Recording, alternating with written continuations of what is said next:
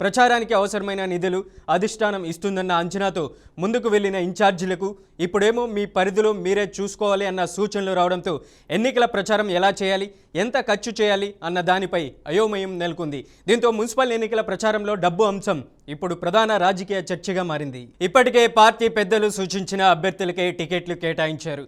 అంతేకాదు వారి గెలుపు బాధ్యతను కూడా పూర్తిగా ఆ నియోజకవర్గ పార్టీ ఇన్ఛార్జీలకి అప్పగించినట్లు తెలుస్తుంది. దీంతో ఇన్ఛార్జీలు ఇప్పుడు మన చేతిలో లేని అభ్యర్థుల కోసం మనం డబ్బు పెట్టి ప్రచారం చేయాలా, ఇంత ఖర్చు పెడితే దాన్ని రాజకీయ లాభం మనకి వస్తుందా అన్న అంశాలపై లోతుగా ఆలోచిస్తున్నట్లు సమాచారం.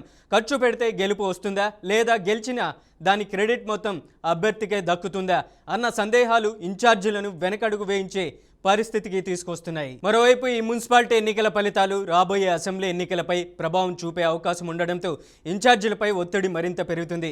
ఎక్కడ గెలుపు రాకపోతే బాధ్యత తీసుకోలేకపోయారు అన్న ముద్ర పడే ప్రమాదం ఉండడంతో అసెంబ్లీ ఎన్నికల్లో టికెట్ దక్కడం కష్టమవుతుందన్న భయం కూడా వారిని వెంటాడుతుంది. అందుకే ఖర్చు పెట్టాలా లేదా పరిస్థితిని గమనిస్తూ నెమ్మదిగా వెళ్లాలా అన్న రెండు ధృవాల మధ్య ఆ నియోజకవర్గ పార్టీ ఇన్ఛార్జీలు ఇప్పుడు రాజకీయ బేరీజులో నిమగ్నమయ్యారు. మున్సిపాలిటీ ఎన్నికల్లో గెలుపు కోసం పార్టీ అధిష్టానం ఎంతవరకు సహకరిస్తుంది లేదా మొత్తం బాధ్యతను క్షేత్రస్థాయి నేతలకే వదిలేస్తుందా అన్నది రానున్న రోజుల్లో రాజకీయంగా ఆసక్తికరంగా మారనుంది. ఇక ఇదే అంశంపై లైవ్లో చర్చించడానికి మనతో పాటు అనలిస్ట్ ఉప్పల లక్ష్మణ్ గారు ఉన్నారు. లక్ష్మణ్ గారు నమస్తే అండి. నమస్తే, చెప్పండి. లక్ష్మణ్ గారు, మున్సిపల్ ఎన్నికలు త్వరలోనే రాబోతున్నాయి. ఫిబ్రవరి 11వ తేదీన ఎన్నికలు జరగబోతున్నాయి. ఫిబ్రవరి 13న ఫలితాలు విడుదల కాబోతున్నాయి. మరి ఎన్నికల ప్రచారానికి అన్ని పార్టీలు సిద్ధమయ్యాయి. ప్రచార ఖర్చుల బాధ్యతలను ఇన్ఛార్జీలే భరించుకోవాలనేసి కూడా పార్టీ అధిష్టానం ఒక అల్టిమేటం జారీ చేసింది. ఇటువంటి పరిస్థితుల్లో ఆ నియోజకవర్గంలో ఉన్నటువంటి ఎమ్మెల్యేలు, మంత్రులు వెనకడుగు వేస్తున్నటువంటి పరిస్థితి ఉంది. ఎలా చూడొచ్చు అంటారు? ఇది మున్సిపల్ అభ్యర్థుల ప్రచార ఖర్చులను పెట్టుకోవాలా, లేకపోతే పార్టీ ఉన్నటువంటి అధినాయకత్వం పెట్టుకోవాలా, లేకపోతే ఆ నియోజకవర్గంలో ఉన్నటువంటి ఇన్ఛార్జ్ ఎమ్మెల్యేలు, మంత్రులు పెట్టుకోవాల్సినటువంటి బాధ్యత ఉంటుందా? ఏం చెప్తారు?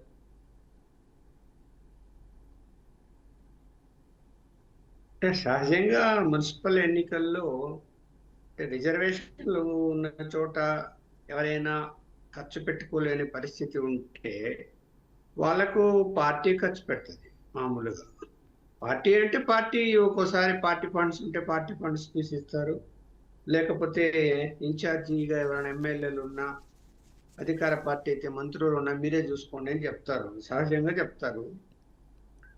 అయితే ఈ రిజర్వేషన్లు కాని చోట ఎలాగో ఆర్థికంగా ఉన్నటువంటి వాళ్ళకే సీట్లు ఇస్తాయి అన్ని రాజకీయ పార్టీలు కూడా. ఖర్చు పెట్టుకునేవాడా కాదా అని చూసే సీట్లు ఇస్తారు. సో ఇప్పుడు ఖర్చు పెట్టుకునే విషయంలో వివాదం వస్తే అంటే ఏమి, ఇప్పుడు వాళ్ళకు మేము ఇంత ఖర్చు పెట్టుకోగలము అని వాళ్ళు అనుకున్నప్పుడు అంతకంటే మించి ఖర్చు అవుతుంది అనుకోండి, అప్పుడు పార్టీ ఇన్ఛార్జీల మీదకి భారం వచ్చిందా అనేది ఇప్పుడు చర్చ. అంటే ఎవరైతే ఇన్ఛార్జీలుగా అప్పగించారో గెలిపించడానికి ఆ ఇన్ఛార్జీలు ఎలా మీరు మేనేజ్ చేస్తారో చేయండి అని చెప్పి ఆదేశాలు ఇచ్చారనుకోండి, అప్పుడు ఇన్ఛార్జీల మీద భారం పడుతుంది. వాళ్ళు మళ్ళీ ఎవరిని అడగాలి, ఎవరిని అడిగి ఇప్పించుకోవాలి, ఇవన్నీ వస్తాయి. సో ఎన్నికల్లో ఇవాళ ఏమైందంటే అన్నిటికి మించి ఓటరు కొనుగోలు అనేది చాలా అసలు దారుణమైన అంశం. అది ఇప్పుడు ఓటర్లు కూడా ఏం చేస్తున్నారంటే డబ్బులు ఎవరు ఎక్కువ ఇస్తారా అనేది చూసే పరిస్థితి వచ్చింది.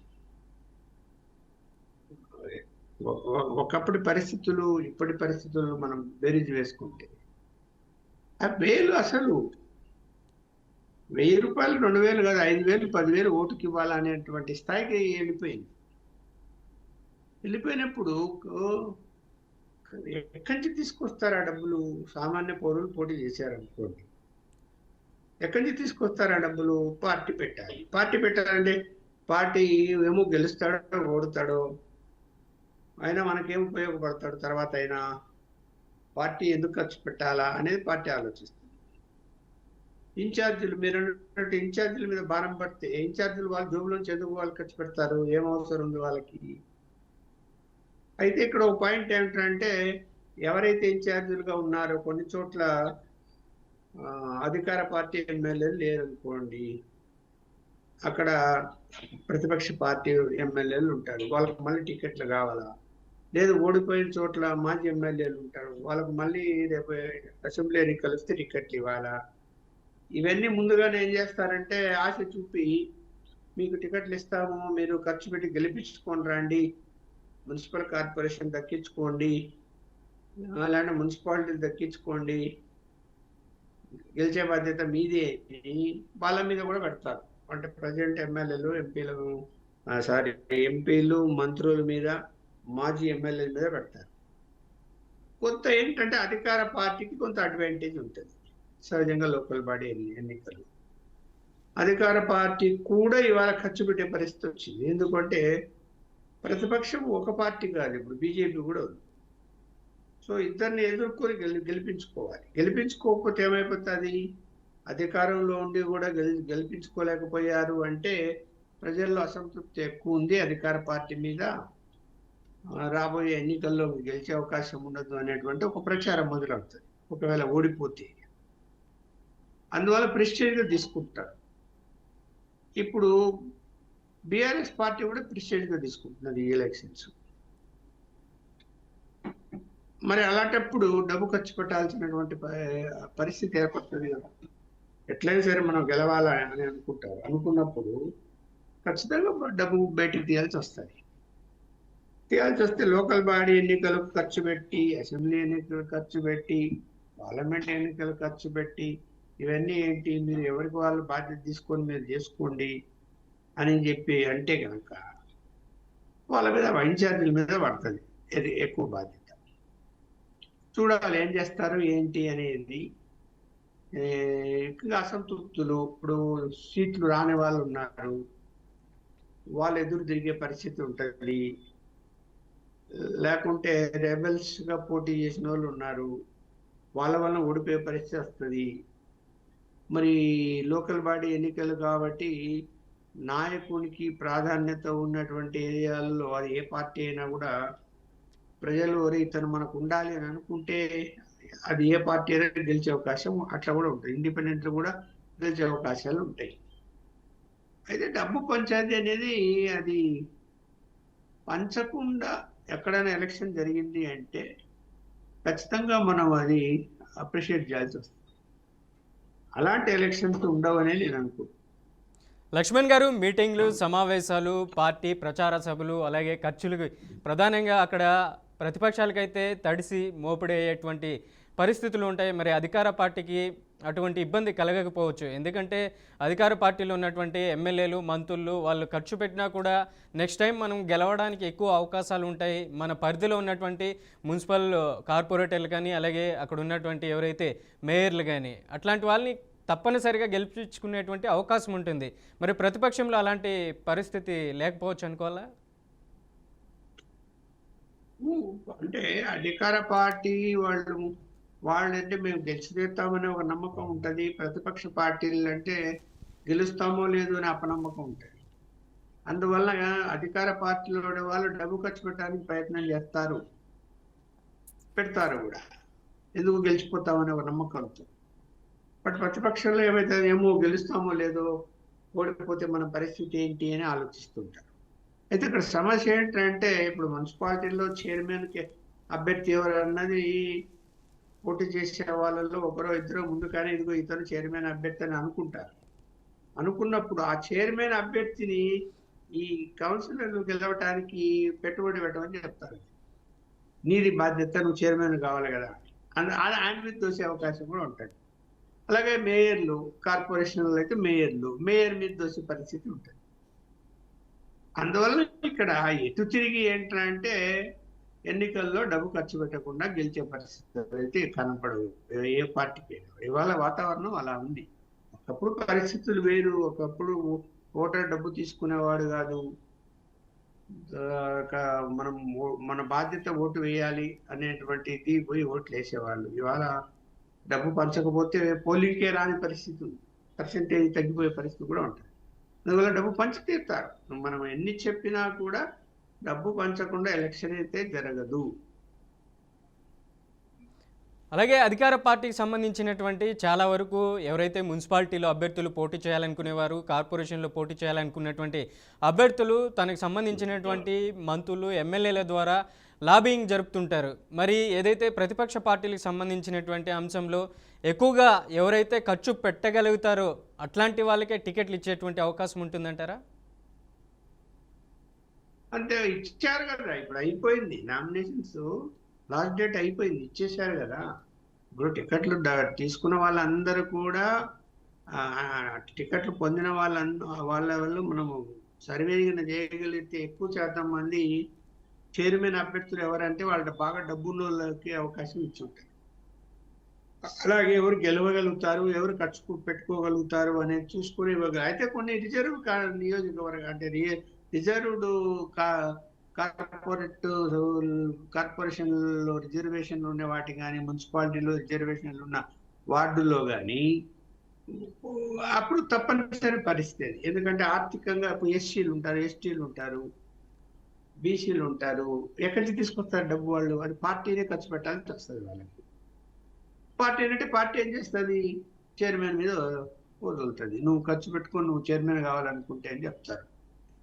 మేయర్ అయితే మేయర్ నువ్వు ఖర్చు పెట్టుకోని చెప్తారు. లేదంటే మీరు మనం అనుకున్నట్టు ముందాక చెప్పినట్టు నేను ఎమ్మెల్యేల మీదనో, ఎక్స్ ఎమ్మెల్యేల మీదనో, లేదా మంత్రుల మీదనో బాధ్యత పెడతారు. ఏది ఏమైనా పార్టీలు లోకల్ బాడీ ఎన్నికలకు పార్టీ ఫండ్స్ నుంచి తీసి ఇచ్చే పరిస్థితి ఉండదు అని అనుకుంటున్నా. వాళ్ళు ఖచ్చితంగా వాళ్ళ టార్గెట్ అంతా అసెంబ్లీ కాబట్టి అసెంబ్లీకి ఎంతైనా ఖర్చు పెట్టాల్సి వస్తుందని వీటిని స్థానిక నాయకుల మీద తోసేసే అవకాశం ఉంటుంది.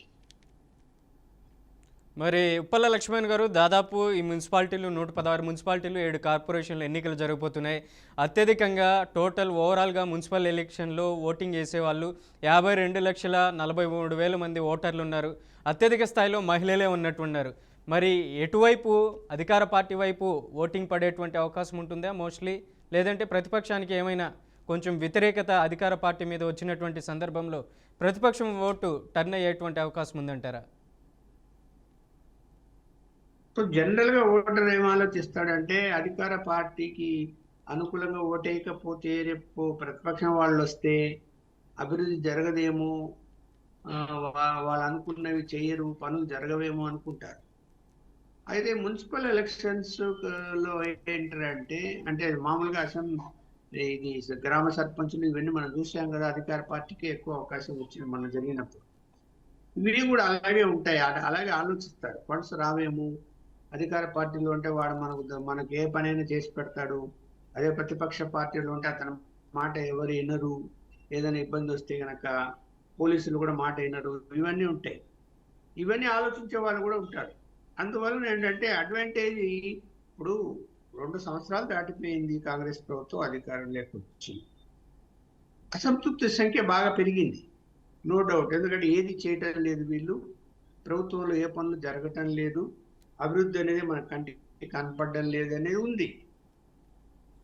అది ప్రభుత్వం మీద ఉంది. కానీ లోకల్గా ఎన్నికలు వచ్చేసరికి, లోకల్ బాడీ ఎన్నికలు వచ్చేసరికి అక్కడ స్థానికమైన నాయకులు ఎవరు, మనకు అందుబాటులో ఉండేవాడా కాదా, మనకి ఏదైనా అవసరమైతే మన అవసరాలు తీరుస్తాడా లేదా, అది అధికార పార్టీలో ఉండొచ్చు, ప్రతిపక్షంలో ఉండొచ్చు, ఇండిపెండెంట్గా ఉండదు. అలా కొంతమంది ఎన్నికయ్యే అవకాశం ఉంటుంది. సహజంగా ఎక్కువగా అధికార పార్టీకే అవకాశాలు ఎక్కువ ఉంటాయని అనుకుంటున్నాను.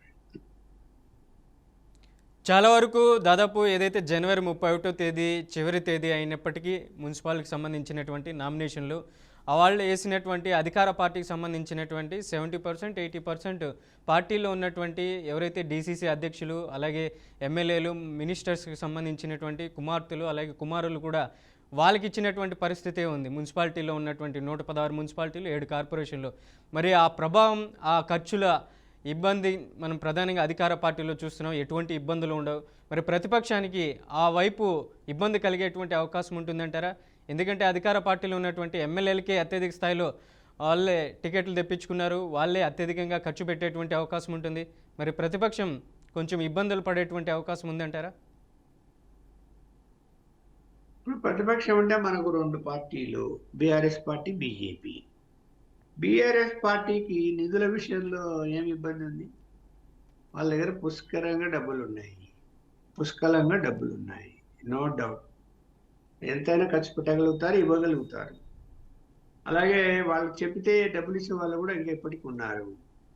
నేను అనుకుంటున్నా అలాంటి ప్రాబ్లం అయితే ఏం రాదు, ఆర్థికమైన ఇబ్బందులు వచ్చే పరిస్థితి వస్తే బీజేపీకి వస్తుంది. జనసేన పార్టీ ఎందుకంటే కూడా బీజేపీ ఎంత బలంగా ఉంది. అధినాయకత్వం ఇచ్చిన సూచన మేరకు, పవన్ కళ్యాణ్ సూచించినటువంటి నిర్ణయం మేరకు కొన్ని చోట్ల నామినేషన్లు వేసినటువంటి కూడా పరిస్థితి ఉంది. ఎక్కువగా ఖమ్మం, నల్గొండ జిల్లాలో ఎక్కువగా జనసేన వాళ్ళు కూడా నామినేషన్లు వేశారు. ప్రజాస్వామ్యం ఇది, ఎవరైనా వేయచ్చు. అది కూడా రిజిస్టర్డ్ పార్టీ అంటే ఆంధ్రప్రదేశ్లోనే కాకుండా తెలంగాణలో కూడా రిజిస్ట్రేషన్ చేసుకొని ఉంది కాబట్టి పోటీ మొన్న అసెంబ్లీ ఎన్నికల్లో కూడా పోటీ చేశారు కదా, కాబట్టి పోటీ చేయడానికి ఇబ్బంది ఏం లేదు. కాకపోతే ఏంటంటే ఆ సామాజిక వర్గం వాళ్ళని, కాపు సామాజిక వర్గం ఓట్ల మీద డిపెండ్ అయి ఉంటుంది కాబట్టి ఆ పార్టీ ఇప్పుడు మరి ఎవరు సపోర్ట్ చేస్తారు? ఆ సామాజిక వర్గం చేయగలుగుతారా? లేదు, టీడీపీలో పొత్తులో ఉంది కాబట్టి టీడీపీ ఓటు బ్యాంక్ వాళ్ళ వైపు ఏమైనా వస్తుందా అన్నది చూడాలి. చెప్పలేము. ఇప్పుడు అక్కడ పార్టీ కంటే నేను ఇందాక చెప్పాను కదా, అభ్యర్థి బలం కూడా ఉంటుంది. జనసేన పార్టీ అభ్యర్థి బలమైన అభ్యర్థి అనుకోండి, మంచివాడు, మనకు ఎప్పుడు అందుబాటులో ఉంటాడు, మనకి ఎప్పుడైనా సాయం చేస్తాడు అనేది ఉన్నప్పుడు గెలిచికెళ్తాడు. సార్, చాలా వరకు ఇప్పుడు జరుగుతున్నటువంటి మున్సిపల్ ఎన్నికల ప్రచారంలో ఏదైతే అక్కడ ఉన్నటువంటి ప్రధానంగా అధినాయకత్వాన్ని చూసి ఓటు వేసేటువంటి అవకాశం ఉంటుందంటారా ఎక్కువగా మున్సిపాలిటీలో, లేకపోతే అక్కడ ఉన్నటువంటి ఎవరైతే స్థానికంగా ఉన్నటువంటి నాయకుడిని చూసి ఓటు వేస్తారనుకోవాలా? ఇది పార్టీని చూసో లేకపోతే అధినాయకుడిని చూసో ఓట్లు వేసే పరిస్థితి ఉండదు. ఇది ఇప్పుడు స్థానికంగానే ఆలోచిస్తారు ఎక్కువగా. నిలబడిన అభ్యర్థి ఎలాంటి వాడు అనేది మొదటిగా చూస్తారు. అలాగే అధికార పార్టీలో ఉంటే మనకి ప్రయోజనం ఉంటుంది, ప్రతిపక్షం అయితే చేస్తాడో చేయలేడు అనేది ఆలోచిస్తారు. అందువలన ఇక్కడ అలాంటి సంఖ్య ఎక్కువ ఉంటే కనుక వాళ్ళే గెలిచే అవకాశం ఉంటుంది, ఏ పార్టీలో ఉన్నది. అయితే ఇక్కడ ఈ మధ్య కాలంలో ఏమైపోయిందంటే ఈ కౌన్సిలర్లైనా కార్పొరేటర్లైనా కూడా వాళ్ళు కూడా ఈ చిన్న చిన్న కాంట్రాక్ట్ పనులు వాళ్ళ వార్డుల్లో వచ్చినప్పుడు, వాళ్ళ డివిజన్లలో వచ్చినప్పుడు కాంట్రాక్టుల దగ్గర నుంచి వాళ్ళు కూడా పర్సెంటేజ్ తీసుకొని అవినీతికి పాల్పడి చెడపేట తీసుకున్నటువంటి, ఇటు తీసుకుంటే మున్సిపాలిటీలు అయితే కౌన్సిలర్లు, అటైతే కార్పొరేటర్లు ఉన్నప్పుడు అట్లాంటి వాళ్ళకి ఓటు వేయాలని ఎందుకు అనుకుంటారు? అరే ఏం చేశాడు, ఏం చేయలేదు, మనము నాసిరకంగా మన వీధిలో రోడ్డు వేసారు, అది పోయింది, పాడైపోయింది, అలాగే డ్రైనేజీ కాలువలు కట్టారు, అవి పాడైపోయాయి అని ఆలోచిస్తారు. కాబట్టి కళ్ళెదురు కనిపిస్తుంటాయి. కాబట్టి అట్లాంటి వాళ్ళు మళ్ళీ పోటీ చేస్తే ఓడిపోయే పరిస్థితి కూడా ఉంటుంది, అది ఏ పార్టీ అయినా సరే. ఉప్పల లక్ష్మణ్ గారు, పట్టణ ప్రాంతాల్లో, నగరాల్లో జరిగేటువంటి ఈ మున్సిపల్ ఎన్నికలు ప్రధానంగా ఓట్లు వేసేయడానికి చాలా వరకు ప్రజలు ఆసక్తి చూపించరు. దాదాపు మనకు ఇప్పటి వరకు జరిగినటువంటి తెలంగాణ రాష్ట్రం ఏర్పడినటువంటి సమయంలో మొదటిసారిగా 2014 తర్వాత మున్సిపల్ ఎన్నికలు వచ్చాయి, తర్వాత 2018లో ఒకసారి వచ్చాయి, ఇప్పుడు వస్తున్నటువంటి పరిస్థితి ఉంది. మరి ఎక్కువగా 60% పోలింగ్ నమోదు కానటువంటి పరిస్థితి దాదాపు చాలా వరకు మున్సిపాలిటీల్లో అలాగే నగరాల్లో ఉన్నటువంటి పరిస్థితి ఉంది, కార్పొరేషన్లో. మరి ఈసారి ఏమైనా ఓటర్లని పోలింగ్ బూత్ వరకు తీసుకొచ్చే తాయిలాలు ఏమైనా ప్రకటించే అవకాశం ఉందంటారా? తాయిలాలంటే ఏం లేదు. ఇప్పుడు లోకల్గా వాళ్ళు ఏం చేస్తారు, ఇప్పుడు ఆ వీధిలో రోడ్డు లేదనుకోండి, సిమెంట్ రోడ్డు వేస్తానంటాడు. తార్ రోడ్డు పాడైపోయింది అనుకోండి, అసలు రోడ్డే లేదనుకోండి, అలాగే డ్రైనేజీ వ్యవస్థ లేదనుకోండి, ఇవి చేస్తాం అవి చేస్తామని చెప్పుకుంటారు. ప్రజలు నమ్మాలి కదా. ఇప్పుడు సమస్య ఎలా వస్తున్నది అంటే, మున్సిపాలిటీలలో ఇవాళ ఆర్థిక పరిస్థితి బాగలేదు. ఏ మున్సిపాలిటీలోకి వెళ్ళినాక డబ్బులు ఉండడం లేదు. అంతో కొంత పన్నుల రూపంలో వచ్చే వాటిని మెయింటెనెన్స్ ఖర్చులు పోతూ ఉంటుంది, మిగిలేది తక్కువ. కేంద్ర ప్రభుత్వం ఏదైనా ఇవ్వాలి, లేదంటే రాష్ట్ర ప్రభుత్వం ఏదైనా ఇవ్వాలి. కేంద్ర ప్రభుత్వం ఏంటంటే కొన్ని పథకాల కింద కొన్ని నిధులు వాళ్ళు ఇస్తున్నారు. రాష్ట్ర ప్రభుత్వం వచ్చేసరికి ఏమైపోయింది, రాష్ట్ర ప్రభుత్వం ఇప్పుడు అప్పుల పాలై ఉన్నప్పుడు ప్రత్యేకంగా నిధులు కేటాయించే పరిస్థితి లేదు. ఇది కూడా ఆలోచిస్తారు. ఒరే, ప్రభుత్వం దగ్గర ఏం నిధులు లేవు, మరి అధికార పార్టీ గెలిచినా కూడా ప్రయోజనం ఏముంటది అని కూడా ఆలోచించే పరిస్థితి వస్తుంది. నిధులు ఇవ్వటం లేదు, శాంక్షన్ చేయటం లేదు, మామూలుగా ఇవ్వాలి, ఇవ్వటం లేదు కదా. ఇప్పుడు ఒక ఫ్లైఓవర్ బ్రిడ్జి కట్టాలనుకోండి నగరంలో, అక్కడ లోకల్ మున్సిపాలిటీకి ఎక్కడ నిధులు ఉన్నాయి? ప్రభుత్వం ఇవ్వాలి, గ్రాంట్ ఇవ్వాలి. ఇదిగో ఈ బ్రిడ్జికి ఖర్చు అయ్యేది మేము మంజూరు చేస్తున్నామంటే రాష్ట్ర ప్రభుత్వం మంజూరు చేస్తే అక్కడ కట్టగలుగుతారు, లేకపోతే అది పెండింగ్ ఉండిపోతుంది, అలాగే కట్టలేరు. చాలా చోట్ల అలాగే ఉంది పరిస్థితి. అలాగే మంచినీటి వసతి, నగరాలు విస్తరిస్తూ ఉంటాయి. విస్తరించే కొద్దీ సౌకర్యాలు మెరుగుపరచాలి. అంటే రోడ్లు వేయాలి, ఇంటర్నల్ రోడ్లు వేయాలి, డ్రైనేజ్ వ్యవస్థ తీసుకురావాలి, అవసరమైన చోట ఫ్లైఓవర్లు కట్టాలి, ఇవన్నీ చేయాలి కదా. అందువలన ఎవరు చేయగలుగుతారు ఇవన్నీ అంటే నిధులు ఉన్నాయా అనేది కూడా వస్తుంది కదా. ఎవరు వ్యక్తిగతంగా డబ్బులు జోబులోంచి తీసి ఫ్లైఓవర్ కట్టించేవాడు ఎవరు లేరు, లేదంటే రోడ్డు వేసేవాళ్ళు ఎవరు లేరు. ఆ ప్రభుత్వం డబ్బులు ఇస్తే చేద్దామనే వాళ్ళే ఉంటారు, ఇంకా దాంట్లో పర్సెంటేజ్ కూడా తీసుకుంటామనే వాళ్ళు ఉంటారు. చూడాలి మరి ఏం చేయాలి. ప్రజల ఓటర్ నాడు ఎలా రేపు పొద్దున మారుతుంది అంటే ఒక్కొక్క చోట ఒక డిఫరెంట్ ఆలోచన ఉంటుంది. కొన్ని పట్టణాల్లో, కొన్ని నగరాల్లో కొంత అభివృద్ధి జరిగి ఉంటుంది, అధికార పార్టీ నుంచి చేసి ఉంటారు. ఎందుకంటే ఎన్నికలు రాబోతున్నాయి, చేయకపోతే మనకు ఓట్లు వేయరని. అట్లాంటి చోట ఏం చేస్తారంటే, అమ్మో చాలా కాలం నుంచి మనకు 10 ఏళ్ళ నుంచి రోడ్డు రాలేదు, ఇప్పుడు రోడ్డు వేసారు కాబట్టి అధికార పార్టీ వాళ్ళకి ఓటేద్దాము అని అనుకుంటారు. అట్లా ఆ ప్రభావం కూడా ఉంటుంది.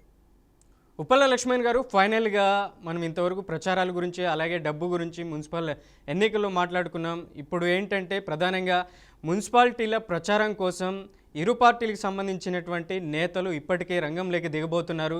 ఒకవైపు కాంగ్రెస్ పార్టీకి సంబంధించినటువంటి సీఎం రేవంత్ రెడ్డి కూడా మున్సిపాలిటీలు, కార్పొరేషన్లు ప్రచారం చేయడానికి సిద్ధమయ్యారు. ఇటు బీఆర్ఎస్ పార్టీ నుంచి కూడా ఈ ఇరువురు ఉన్నటువంటి మాజీ మంత్రులు హరీష్ రావు, కేటీఆర్ కూడా భుజాన్ని వేసుకున్నటువంటి పరిస్థితి ఉంది. ఇట్లాంటి పరిస్థితుల్లో రేవంత్ రెడ్డి ప్రధానంగా ప్రతిపక్ష పార్టీకి సంబంధించినటువంటి ఏదైతే ఫోన్ ట్యాపింగ్ అంశం నడుస్తుంది వాటి మీద టార్గెట్ చేసేటువంటి అవకాశం ఉంటుందంటారా, లేకపోతే ప్రధానంగా అభివృద్ధి మీద ఫలానా అభివృద్ధి చేస్తాను మున్సిపాలిటీ నగరాల్లో అనేసి కూడా హామీ ఇవ్వబోతారా? ఎలా ఉండబోతుందంటారు ఈ ప్రచారం?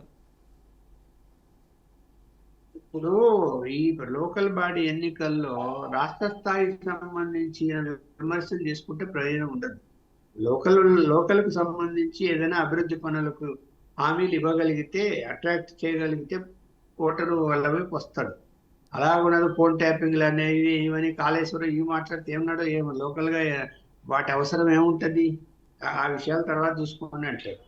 అందువల్ల వాటి ప్రస్తావన కంటే లోకల్గా ఏదైనా గత 10 సంవత్సరాల బీఆర్ఎస్ పార్టీ పాలనలో చేయలేనిటివి మేము చేస్తాము అని చెప్పగలిగితే అట్రాక్టివ్ అవుతుంది, ఖచ్చితంగా అవుతుంది. రైట్. ఉప్పల లక్ష్మణ్ గారు లైవ్లోకి వచ్చినందుకు, మున్సిపల్ ఎన్నికల ప్రచారానికి సంబంధించినటువంటి అంశాల మీద పలు విశ్లేషణలపైన సమాచారం అందించిన ధన్యవాదాలు. Thank you so much. ఇది ఇవాల్టి స్పెషల్ డిస్కషన్. రేపటి డిస్కషన్లో మళ్ళీ కలుద్దాం. చూస్తూనే ఉండండి బీఆర్కే న్యూస్.